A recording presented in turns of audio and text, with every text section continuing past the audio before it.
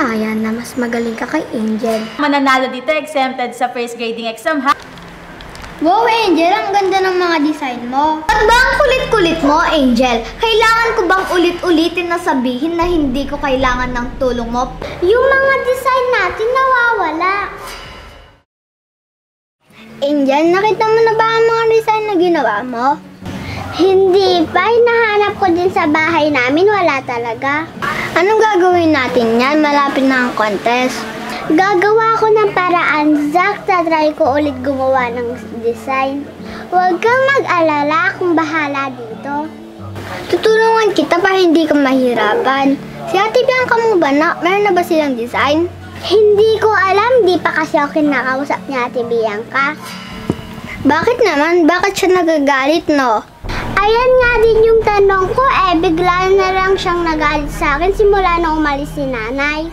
Kala ko naman nagbago na si Ate Bianca mo. Sana huwag ka na niya awain katulad ng dati. Oo nga, Zach. Aalamin ko yung dahilan kung bakit siya nagagalit ng ganyan sa akin.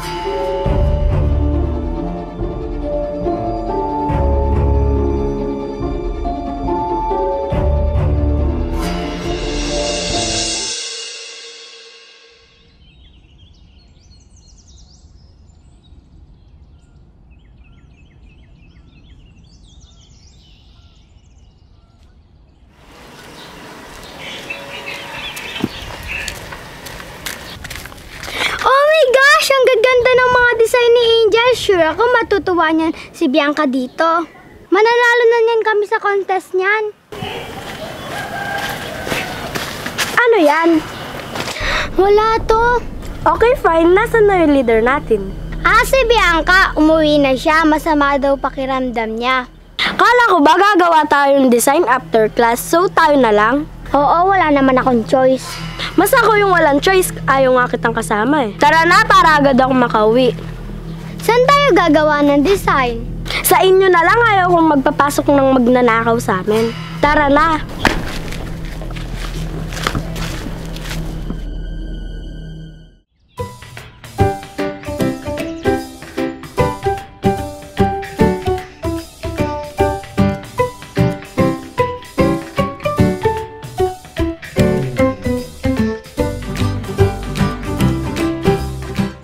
Ano ba yan? Kanina ka pa nagdo-drawing, wala ka naman nagagawa.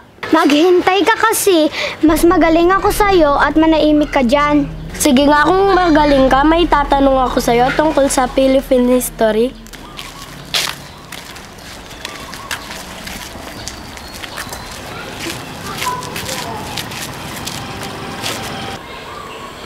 Diba dito yung resort nila, Elise?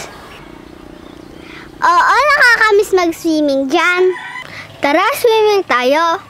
Hala, wag na. Nakakahiya kay Elise. Tara na, wag ka na mahiya.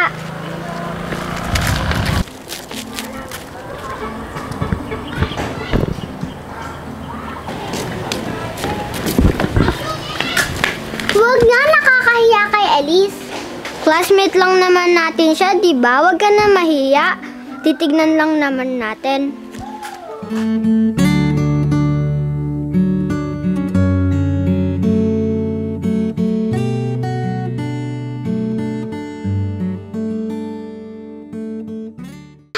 Magalit siya sa atin. Hindi yan, maniwala ka lang sa akin. Tara na.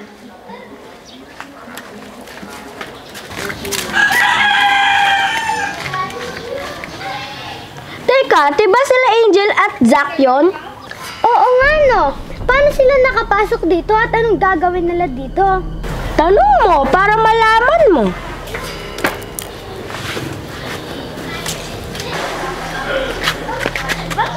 Anong ginagawa niyo dito? Paano kayo nakapasok na walang pahintulot sa akin? Sorry, Elise. Aalis na lang kami. Sorry, Elise. Papasyal lang sana kami dito. Ano ka ba, Elise? Ang damot mo naman. Parang papasyal lang naman sila dito. Ayaw mo. Tara, Angel at Zach. Gusto nyong mag-swimming. Tara. Hoy, teka! Ikaw ba yung may-ari ng resort na to? Bakit ikaw yung nagdidesisyon? Bakit? Sa'yo lang ba to? Diba sa mama mo at papa mo to? Sige na nga, pasok na kayo, Zach and Angel. Ikaw talaga pala desisyon ka sa buhay ko.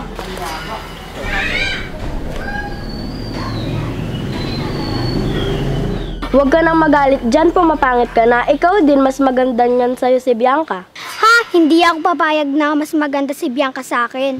Oo naman, maganda ka nun, pero dapat lagi kang mabait at nakasmile. Ganito ba? Angel at Zach, gusto niyo bang mag-swimming? Tara, pasok tayo. Oo, ganun na nga. Ang galing mo talaga at ang ganda mo pa. Totoo naman yon. Nauto ni Aubrey si Elise. Oo, wag ka maingay, baka marinig tayo. Ang galing mo talaga, Aubrey, napapayag mo si Elise. Basta akong bahala sa inyo, tara. Thank you, Aubrey. Wow, ang ganda ng design mo, Elise. Mas maganda ang mga design ni Angel, kaso nga lang nawawala ang mga papel niya. Naisip ko nga baka may kumuha doon. Ikaw, Elise. Ha?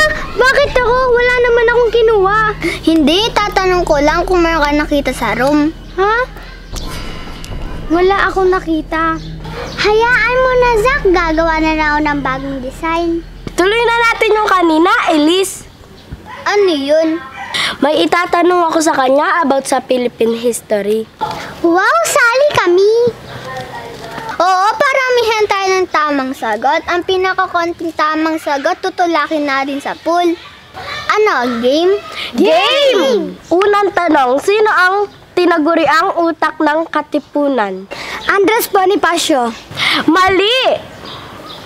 Emilio Jacinto. Ano ba yan? Okay lang yan, bawi ka na lang. Next question. Siya ay kilala bilang ama ng Katipunan.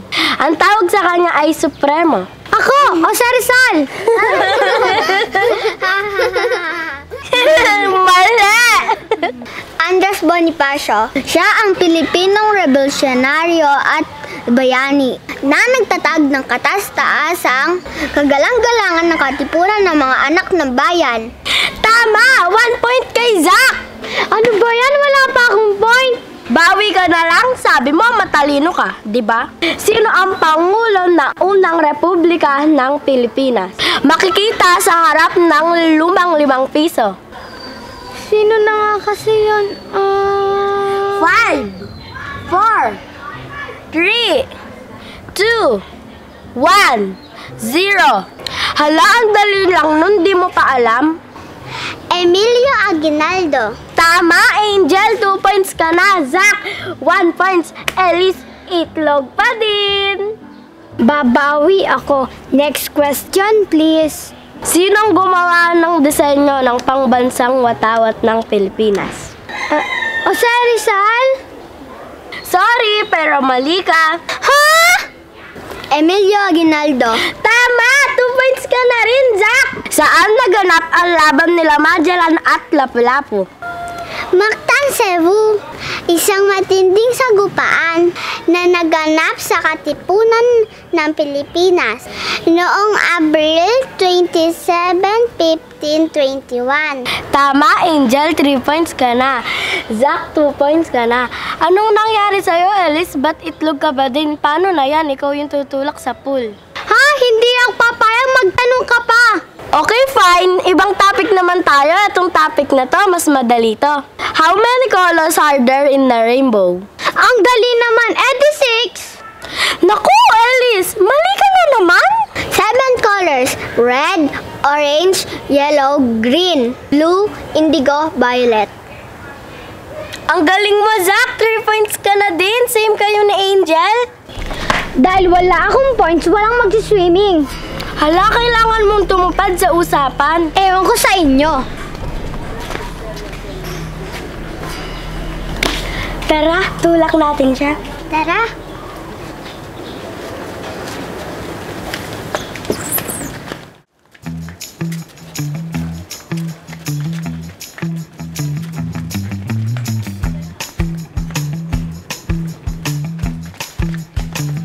Anong ginagawa nyo? Alam mo na, itutulak ka namin. Oo nga! Uy, teka lang! Naka-uniform pa ako! Akin na nga yung bag mo. Ganun ah! mag-swimming na tayo.